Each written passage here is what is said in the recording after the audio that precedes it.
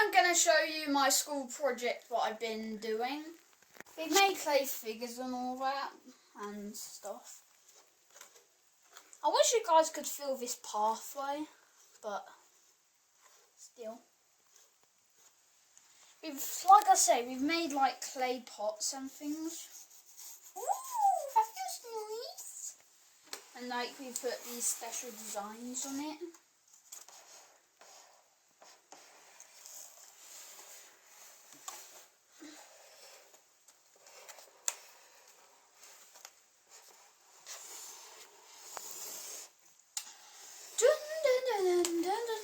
It's a cool project.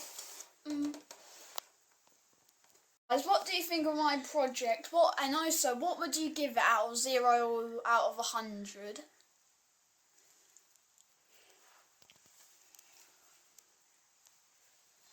If I was truly honest, guys, I'd at least give it a 98, maybe 97. As people say, nothing's perfect. Unless if you want it to be.